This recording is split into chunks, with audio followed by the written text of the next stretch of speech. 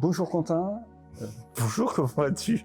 Très bien, écoute, merci de répondre à ce podcast donc sur Humanis Creative. Aujourd'hui, on va parler matière, on va parler innovation, on va parler création, on va parler environnement, on va parler nature, on va parler plein de choses. Est-ce que tu peux te présenter très brièvement un peu ton cursus jusqu'à aujourd'hui en 2-3 minutes? Alors, je suis donc Quentin, j'ai créé il y a maintenant 25 ans Matériaux, qui est une sorte de cabinet de curiosité sur la matière, des milliers de matières. Et c'est un service qui s'adresse à des gens qui sont dans des professions de création. Et moi, là-dedans, en fait, je suis un petit peu un imposteur, sauf que j'ai réussi à rassembler au sein de ce service tous les trucs qui m'intéressaient depuis que j'étais tout petit, parce que j'ai toujours aimé comprendre un petit peu comment fonctionnait la matière et je suis entouré de matériaux. J'ai toujours aimé les aspects concrets, la physique fondamentale, et là aussi, c'est quelque chose qui a un certain écho ici. J'aime beaucoup la photo, je suis amené à en faire quotidiennement pour enrichir la base de données et les différentes informations sur ces milliers de matières. Et puis j'ai eu un temps des prétentions de designer autodidacte. Je me suis depuis rendu compte que je n'étais pas un designer, mais je suis amené à travailler quotidiennement avec des gens qui, eux, ont un vrai talent pour tout ça. Donc voilà. Par itération successive, je suis arrivé à me créer un petit univers qui me plaît bien.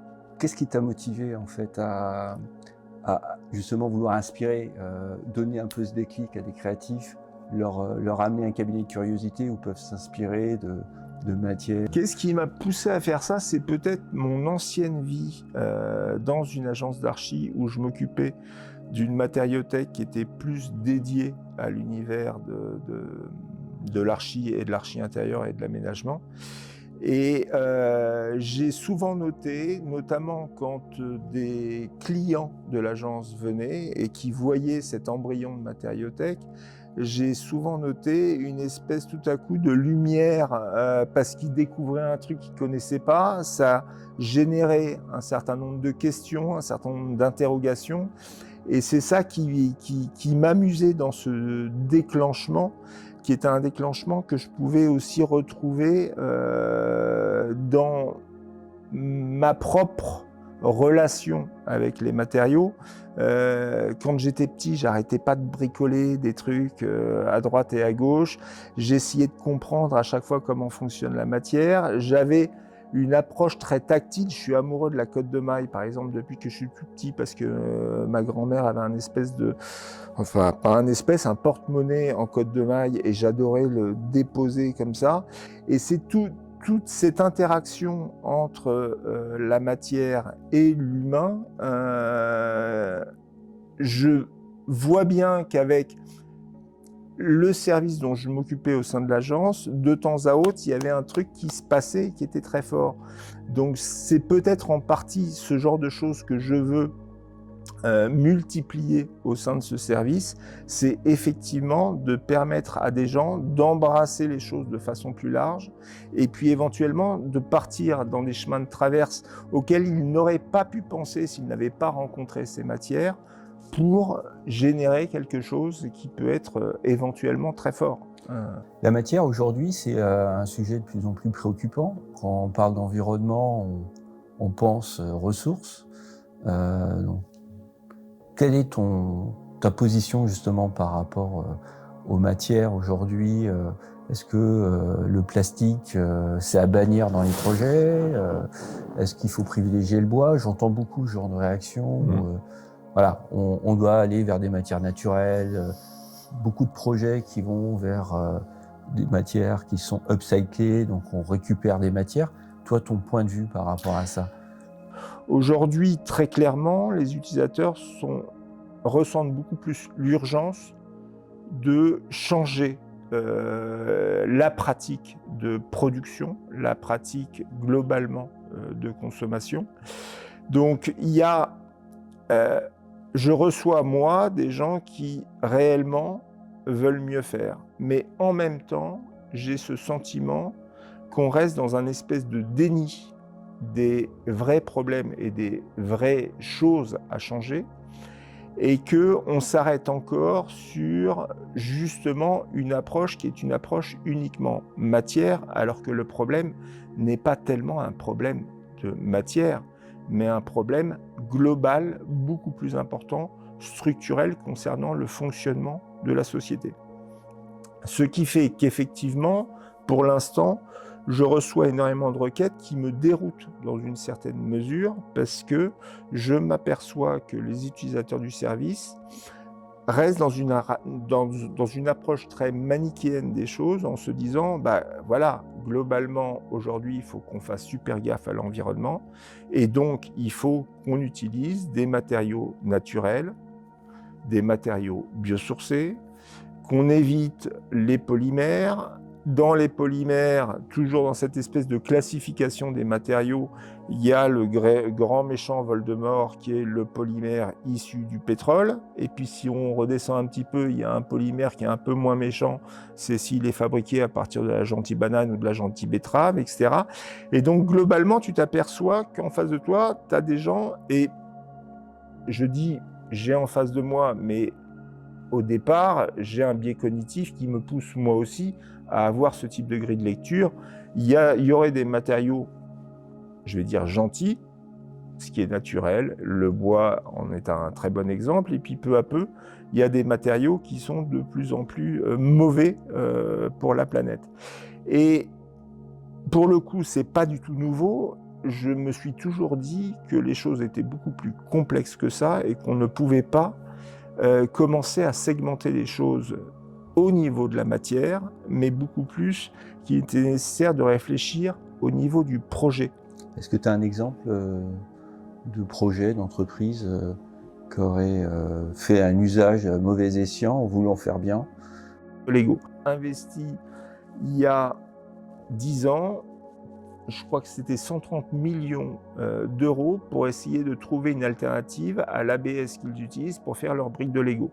Ils ont de vraies contraintes parce qu'il faut que le truc il puisse aller dans la bouche d'un enfant, il faut qu'il puisse s'accrocher en permanence et se décrocher sans s'abîmer. Enfin, il y a plein de contraintes concernant ce polymère. Et ils se disaient, bah, ça serait vachement bien, pour l'instant on le fabrique à partir d'un plastique issu du pétrole, il faudrait qu'on arrive à le fabriquer avec les mêmes caractéristiques, les mêmes qualités et à partir d'éléments biosourcés. Ils ont pendant 10 ans cherché des solutions, ils ont trouvé des polymères biosourcés qui éventuellement pouvaient à peu près faire l'affaire, sauf que derrière on se rend compte que ça ne résout aucun des problèmes auxquels ils font face, parce que ces polymères qui étaient biosourcés, c'est pas parce qu'ils étaient biosourcés que derrière, en fin de vie, ils étaient biodégradables. Et donc, en fait, tu vas continuer à tuer un dauphin dans la mer, mais tu pourras lui dire simplement, t'as de la chance, hein, parce que c'est un polymère biosourcé avec lequel tu es en train de t'étouffer. C'est pas un polymère issu du méchant pétrole. Ah, je suis content.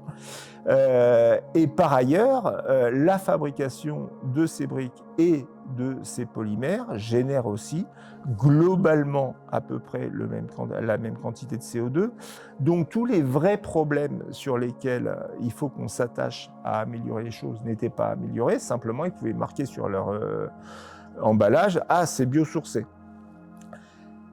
La bonne réflexion, il me semble, d'une entreprise comme celle-ci, c'est plutôt de se dire, bon bah voilà, on fabrique des briques qui vont être utilisées pendant 3 ans par des gamins, et puis ensuite ça va moisir dans le grenier et puis finalement être jeté.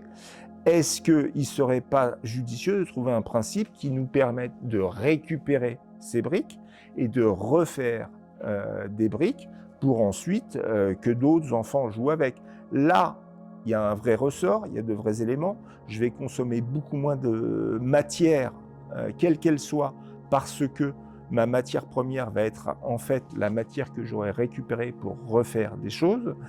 Et puis derrière, je vais utiliser réellement les qualités de ces polymères qui est avant tout une grande pérennité dans le temps, parce que je vais en permanence réutiliser quelque chose qui, au départ, était là à moisir dans un carton pour finir à la poubelle et dans la gorge du dauphin. Donc là, il y a quelque chose de judicieux et de vertueux. La première piste qu'ils ont prise n'était pas la bonne parce que ça ne réglait aucun des problèmes. Une dernière question, Quentin. Matériaux aujourd'hui, donc la matériothèque, pour toi, qu'est-ce qu'elle apporte pour les entreprises, pour les créateurs, pour les personnes qui jouent avec la matière? Ben, ce qu'elle aimerait apporter, c'est vraiment ce que je disais là, c'est-à-dire une ouverture de chakra, c'est sortir un petit peu le nez du guidon et